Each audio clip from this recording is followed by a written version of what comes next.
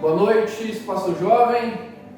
Então, começamos mais um culto jovem da Igreja Batista aqui de Eldorado do Sul. É bom estar com vocês mais uma vez e louvado seja o nosso Deus por isso. Estamos dando continuidade a esse ministério, seja do jeito que estamos fazendo, virtualmente, gravado, mas saiba que Deus tem nos proporcionado isso também, e que o desejo do meu coração é que todo sábado a mensagem possa chegar a ti, assim como tem chegado a nós, e falar do coração de vocês. Esse é o maior desejo do nosso coração como crentes, como pessoas que cantam ou falam do Senhor Jesus ou pregam o Evangelho, seja de qual forma for. Que a palavra chegue aos corações e Deus possa falar através dela, porque é através da palavra dele, que é a Bíblia, que ele fala conosco. Então nós iremos cantar um louvor. Espero que vocês estejam nos acompanhando.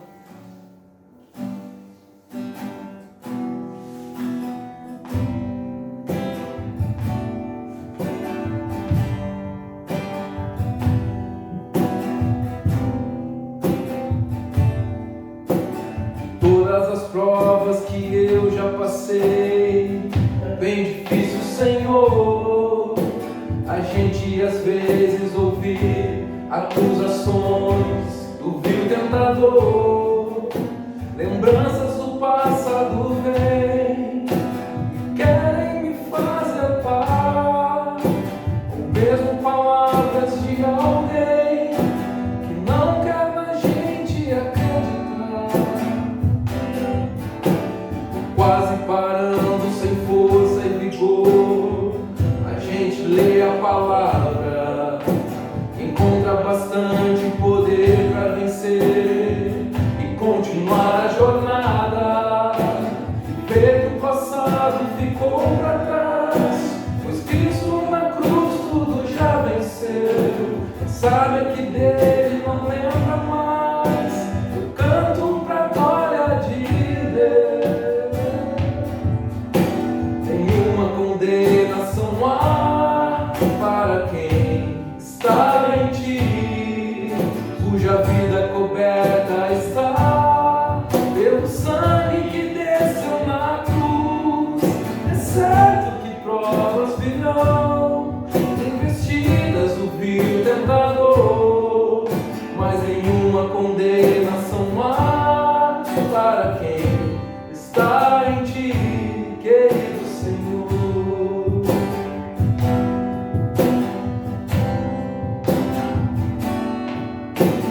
Quase parando, sem força e vigor, a gente lê a palavra, encontra bastante poder para vencer e continuar a jornada, e ver que o passado ficou para trás, pois Cristo na cruz tudo já venceu. Sabe que dele não lembra mais, eu canto pra glória de Deus. Nenhuma condenação há para quem está em ti, cuja vida coberta está pelo sangue que desceu na cruz. Certo que provas virão, investidas do vil tentador, mas nenhuma condenação há para quem está em ti, querido Senhor.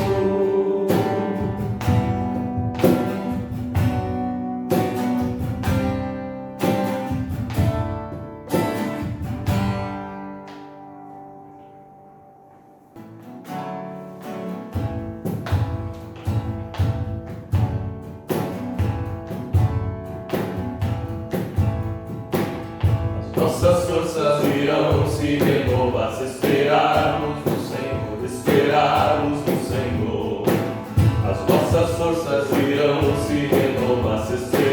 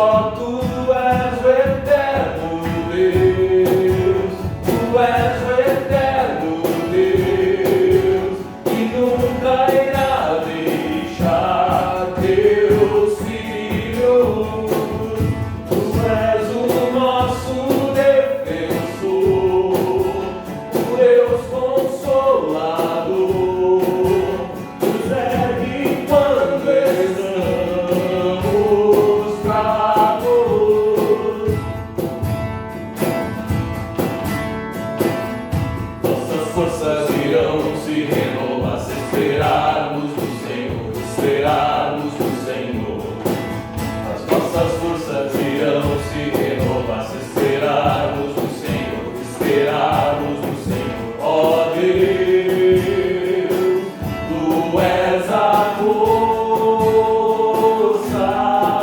que traz a esperança,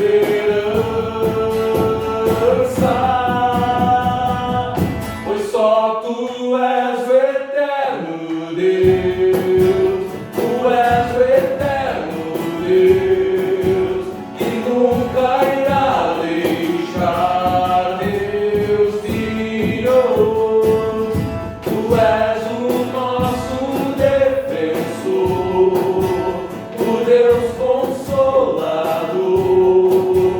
nos ergue quando estamos fracos, pois só Tu és o eterno Deus, Tu és o eterno Deus, que nunca irá deixar teus filhos. Tu és o nosso defensor, o Deus consolador, nos ergue quando estamos fracos.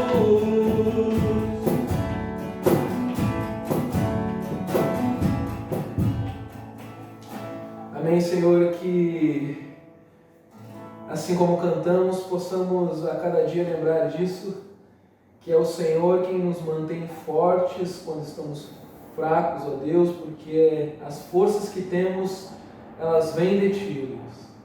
Que seja assim no nosso dia a dia, na nossa vida, no nosso serviço, no nosso lar, na faculdade, ó Deus, na vida com os irmãos, nas nossas amizades, que seja assim, ó Deus. Que tudo que fazemos, toda a força que temos, venha a ser exclusivamente reconhecido, ó Deus, vindo do Senhor e não de nós. É isso que te pedimos, ó Deus. Que o Senhor venha falar conosco, como o Senhor tem falado, e nos ensinar através da Tua palavra. Em nome de Jesus Cristo. Amém.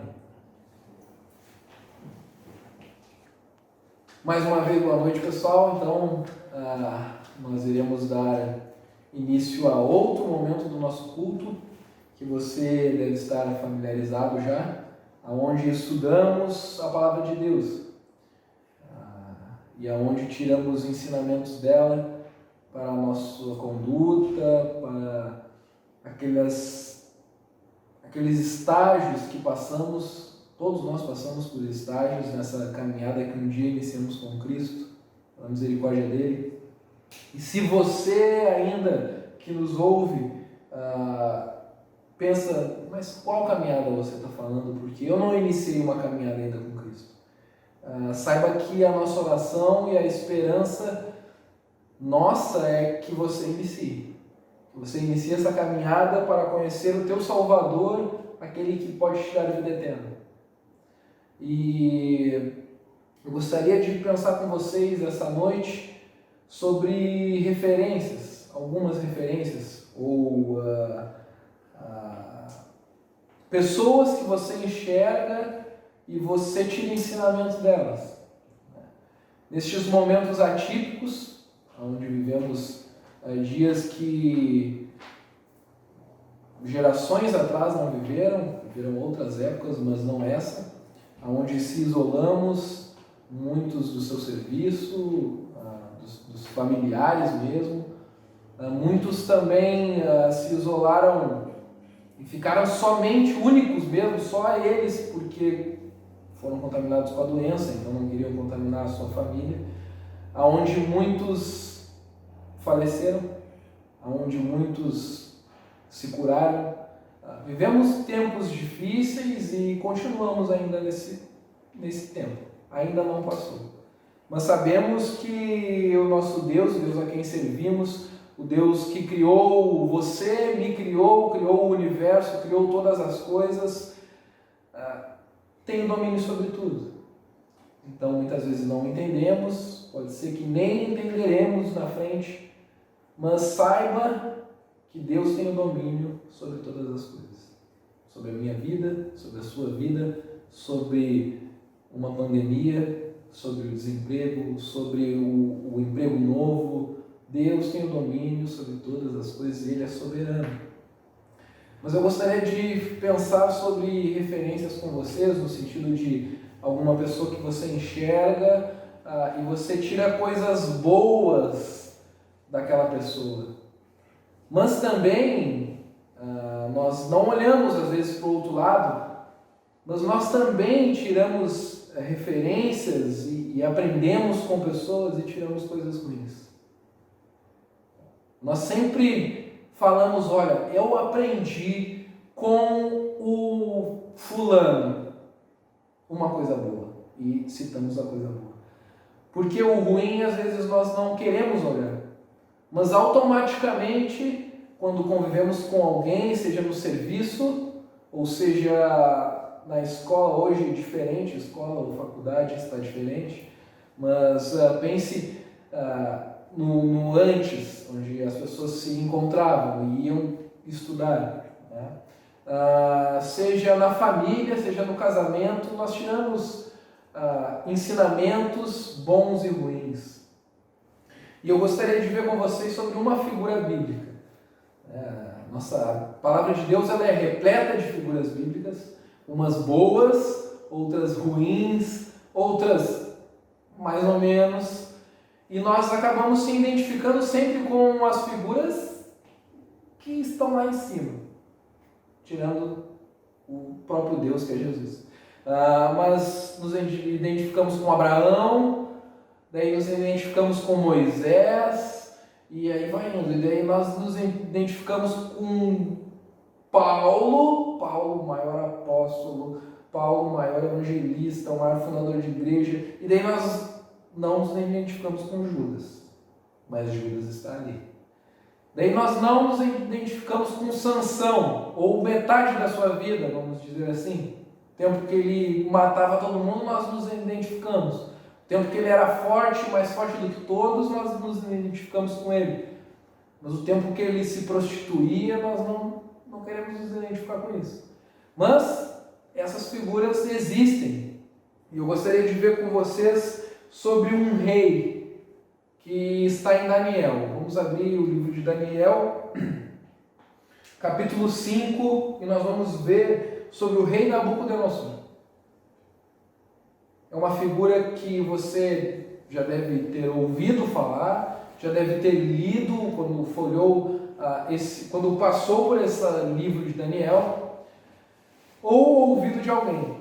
Ouvido um nome estranho, ou um nome que é difícil falar, pode ser que eu não falei ele corretamente, mas saiba que é o rei Nabucodonosor, um rei babilônico, um pagão. E aí você pode se perguntar, mas eu posso tirar ensinamentos ou referências boas ou ruins sobre esse rei? O rei ele é pagão, ele é babilônico, ele escravizou o povo de Deus. Saiba que você pode tirar ensinamento de toda a palavra de Deus. E pela misericórdia de Deus que ele possa nos ensinar algo sobre o texto que vamos ler. Daniel, capítulo 5, do versículo 28 ao versículo 37 é o texto que nós iremos ler. E o texto bíblico diz assim: Tudo isso aconteceu com o rei Nabucodonosor. 12 meses depois, quando o rei estava andando no terraço do palácio real da Babilônia, disse: Acaso não é esta a grande Babilônia que eu construí como capital do meu reino, como o meu enorme poder e para a glória da minha majestade? As palavras ainda estavam nos seus lábios quando veio do céu uma voz que disse: É isto que está decretado quanto a você, rei Nabucodonosor. Sua autoridade real lhe foi tirada. Você será expulso dos meios dos homens, viverá como os animais selvagens e comerá capim como os bois. Passarão 7 tempos até que admita que o Altíssimo domina sobre os reinos dos homens e dá a quem quer. 33.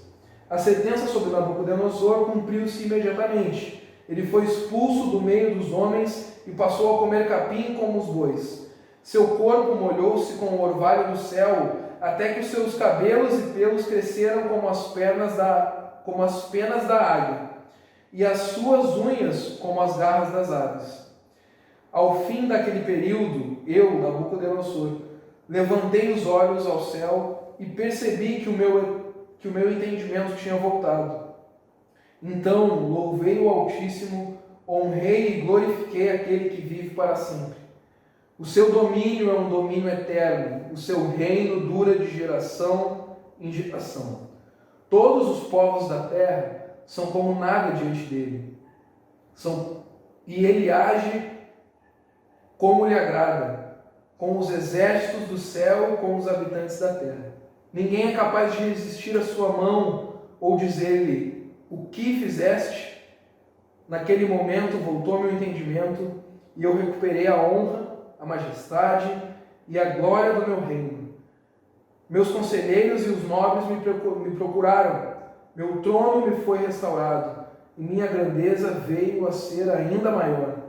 Agora eu, Nabucodonosor, louvo, exalto e glorifico o Rei dos céus, porque tudo o que ele faz é certo e todos os seus caminhos são justos, e ele tem poder para humilhar aqueles que vivem com arrogância.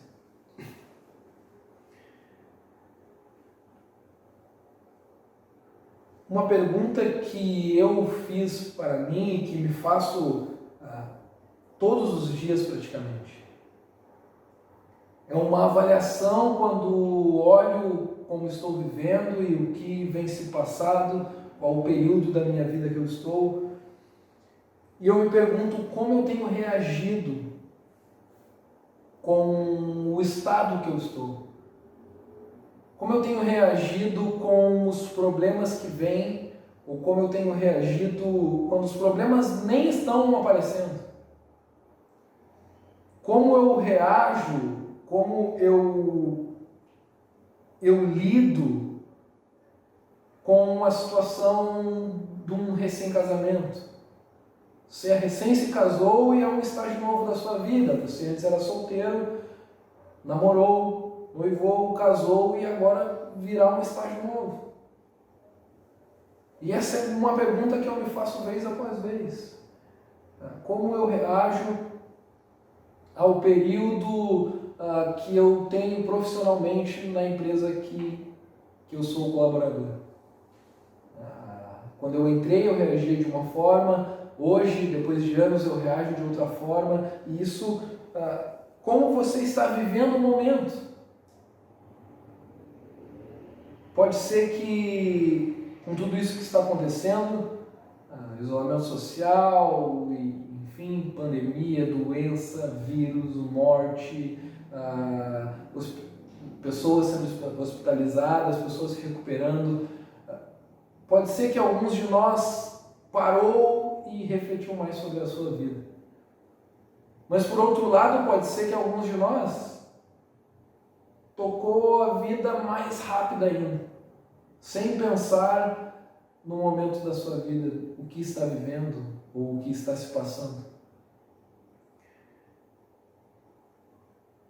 E muitas vezes enxergamos só o momento ou enxergamos além, enxergamos o futuro também, tentamos achar uma explicação e então depositamos a nossa fé em Jesus e tentamos enxergar o futuro.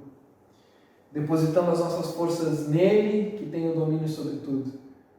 Mas eu gostaria de colocar uma máxima, algo que você deve ter gravado em sua mente, em seu coração, que você deve ter claro.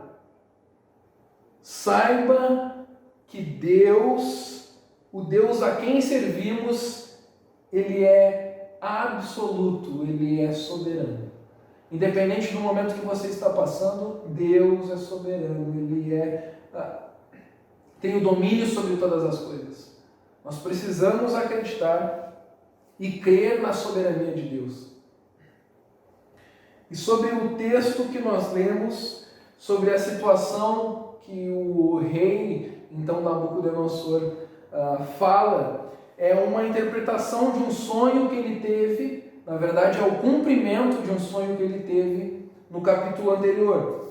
No capítulo 4, você pode ler depois, o rei sonha com algo e chama então os intérpretes, as pessoas que interpretavam sonhos, e chama vários, chama daquele povo, chama daquele, e as pessoas, feiticeiros, e ele quer uma explicação do sonho dele que mexeu com ele.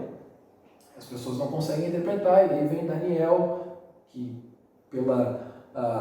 pelo poder de Deus consegue interpretar os sonhos, é uma característica desse livro. Daniel interpreta mais de um sonho do rei, e daí Daniel interpreta o sonho.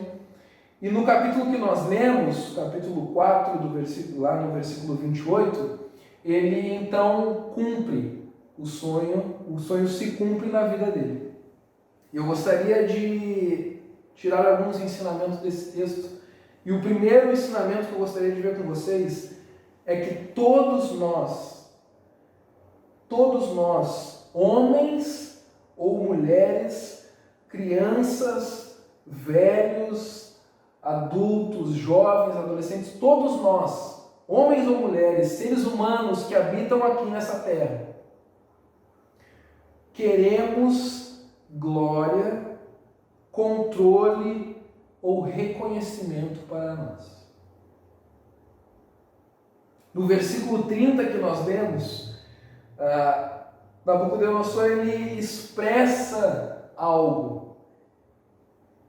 E a expressão dele, aos olhos de muitos hoje em dia, pode ser uma expressão boa, mas aos nossos olhos, que devem ser os olhos que Deus nos dá pelo Espírito Santo dele para interpretar e ler a palavra dele em algumas situações como ele interpretaria, como ele viria, é ruim.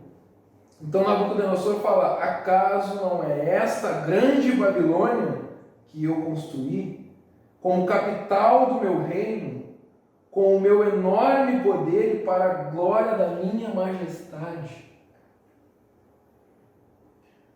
Se você está no meio empresarial e você fala isso, veja a transformação que eu fiz no setor que eu sou encarregado. O setor andava assim e agora o setor anda de um jeito que jamais andou. E é o melhor setor da empresa. E eu fiz isso porque eu sou bom, porque eu sou forte, porque eu sou inteligente, porque eu sou melhor do que os outros. Eu sou um gestor de verdade. Os outros, sei lá o que fazem aí. No casamento também acontece isso. Homem e mulher puxam e querem agora, querem reconhecer, querem o controle de uma situação para si. Veja, as finanças estão tão controladas porque eu cuido agora, porque eu sou mais organizado, porque eu sou mais inteligente do que tu. Tu é desorganizado, sai daqui. E aí nós vamos indo. Casamento, serviço, vida profissional, no sentido de quando você escolhe uma profissão e entra nela, e saiba que não tem nada de errado em você querer sempre fazer o melhor, seja onde você está. Mas o errado é quando nós não lembramos que o nosso coração é enganoso e que do nosso ser, do nosso coração brota a maldade também. E então temos este pensamento e este sentimento de que tudo que fazemos é porque nós conseguimos fazer. De que tudo que, se estamos exaltados por alguém, é porque nós fomos capazes de fazer aquilo. Na vida pessoal é a mesma coisa. Você traça um objetivo e você luta para alcançar ele e você alcança ele. E você chega ali e pensa, pô, tô muito bem. Eu sou forte demais. Não tem nada que eu não possa traçar e possa fazer. Mas saiba que nessa caminhada toda que você teve para chegar no objetivo que você traçou, você não esteve sozinho.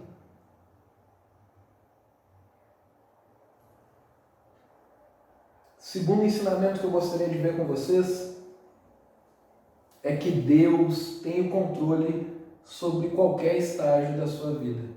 Deus tem o controle sobre qualquer período da sua vida. Seja ele um período difícil, seja ele um período de alegria, seja ele um período onde você não está triste nem alegre. Você quase não tem sentimento, você quase não tem expressão. Você está numa água morna. Deus tem o controle sobre isso. Após a expressão do Nabucodonosor de se engrandecendo, dizendo que ele construiu uma tremenda cidade grande, que era a capital do seu reino, o versículo 31 que vem a seguir diz assim: as palavras ainda estavam nos seus lábios, quando veio do céu uma voz que disse: é isto que está decretado quanto a você, rei Nabucodonosor. Sua autoridade real lhe foi tirada. E aí o texto segue. Deus tem o controle sobre qualquer período da sua vida. O texto bíblico nos diz que ele ainda nem tinha terminado de falar e veio o decreto. E sim, decreto de Deus. Deus pode decretar, você não. Deus decretou e se cumpriu. Porque ele tem o poder, ele tem o domínio, ele é soberano, ele é absoluto, ele conhece a nossa vida, ele sabe o que nós estamos passando, ele sabe o que você passou, ele sabe aonde você estava, ele sabe o que você vai passar ainda, ele sabe aonde você vai chegar. Deus tem o controle. E eu não sei para você, mas para mim é difícil eu, na prática, viver isso. Eu falar que Deus tem controle, Deus tem controle, eu sei, Deus é o Criador de todas as coisas, Deus é meu Criador, Deus é o meu sustentador, mas na prática entender que eu estou numa situação onde eu não queria estar. Mas como você sabe uma situação que você está que não queria estar? Através da palavra de Deus, ela nos aconselha, lembre-se disso. E o próprio Deus nos aconselha. E os conselhos dele, as ordens dele, os decretos dele, os ensinamentos dele são aonde nós deveríamos estar. Terceiro ensinamento que eu gostaria de ver com vocês sobre esse texto. Deus é bondoso, independente de qual foi o seu decreto. Versículo 36, nós vemos o seguinte: naquele momento voltou-me o entendimento e eu recuperei a honra, a majestade, a glória do meu reino. Eu não quero dizer para você que se você perder alguma coisa, você vai ganhar tudo de novo. Eu não quero dizer para você que se você for demitido hoje, você amanhã vai receber o dobro. Não. Mas o que eu quero dizer é que Deus é bondoso. Deus decreta, como nós vemos antes ali no versículo 31, Nabucodonosor se enche e como nós, ele ele quer a glória para si, ele quer o controle e reconhecimento do que ele fez e do seu poder. Então Deus, que tem o controle sobre tudo, vem e decreta sobre ele: você perderá o seu reino, você vai ficar louco, e você vai ficar comendo capim como os bois, e os pelos do seu corpo vão crescer, e as suas unhas vão crescer também, e você vai virar um animal. Mas nós vemos que no versículo 36, que é o final do texto que lemos, Deus restaura. Deus vem com a sua bondade, independente de qual foi o seu decreto.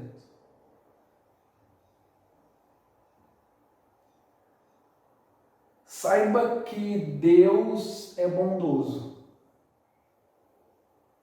Saiba que Deus tem prazer em ser bondoso e gracioso, porque é um atributo dele: bondoso, gracioso, amoroso, justo.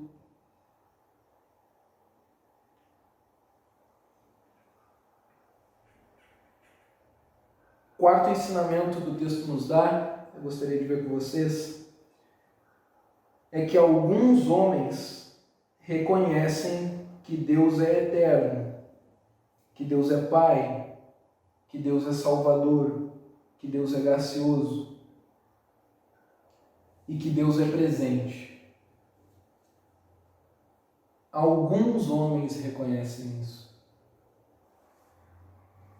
E nós sabemos que o desejo do crente e o próprio desejo do nosso Deus é que todos os homens reconheçam que Deus é bondoso, é presente, que Deus é salvador, que Deus quer te salvar assim como me salvou.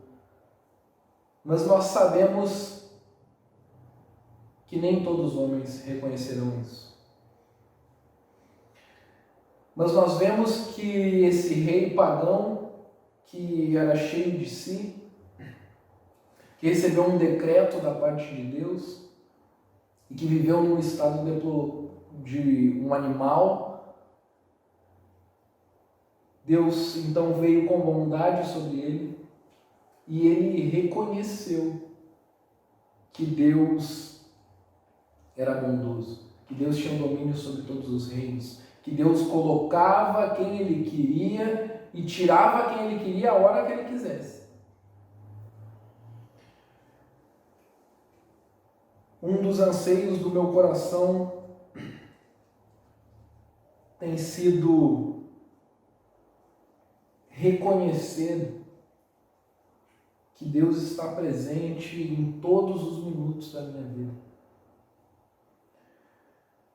Que seja qual a situação for, que Deus está ali e que sempre esteve e que sempre estará, de maneira nenhuma nos deixará.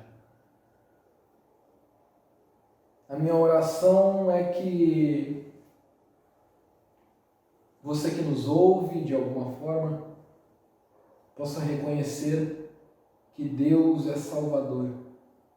E que assim como Ele salvou todo aquele que creu nele, Ele possa salvar a ti, Ele possa salvar os nossos amigos que ainda não temem, aqueles que creem que Jesus Cristo morreu na cruz do Calvário para pagar uma dívida impagável, uma dívida que de maneira nenhuma nós, seres humanos, mesmo nos achando fortes e que podemos fazer alguma coisa, nós jamais poderíamos pagar essa dívida. Foi preciso um alto preço, foi preciso que o Deus Emanuel viesse a nós, foi preciso que o Deus encarnado morresse para nos dar vida. Eu queria orar com você e encerrar o nosso culto. Senhor, obrigado porque nós podemos ver, ó Pai, muitas vezes somos falhos nisso, ó Pai. Quantas vezes, ó Deus, eu falho em a esquecer ou passar despercebido que o Senhor está presente, que o Senhor tem o domínio sobre toda a situação, ó Deus. Que eu passo, que cada um passa, que o Senhor tem o domínio sobre tudo. Mas me ajude, Senhor, assim como eu tenho dificuldade, eu creio que alguns dos meus irmãos também, e que o Senhor nos dê forças, ó Pai, para reconhecer que o Senhor está aí, que o Senhor jamais saiu, que o Senhor não vai sair, que o Senhor jamais se ausentará, que o Senhor sempre estará conosco, para que possamos depositar toda a nossa fé na fonte segura e inabalável, que é o Senhor. Que homens, ó Pai, assim como nós, um dia reconhecemos toda a Tua grandeza, reconhecemos o sacrifício do Senhor Jesus na cruz do Calvário, reconhecemos a graça que foi derramada sobre nós. Homens e mulheres que ainda não estão assim, possam reconhecer isso também. E passar a viver uma vida contigo e ganhar, ó Deus, de graça, a vida eterna. Essa é a minha oração, ó Deus, que o Senhor continue conosco durante a semana e nos dando forças, ó Pai, para continuar. Porque é somente de Ti, ó Pai, que nós precisamos. Em nome de Jesus Cristo eu oro e agradeço. Amém.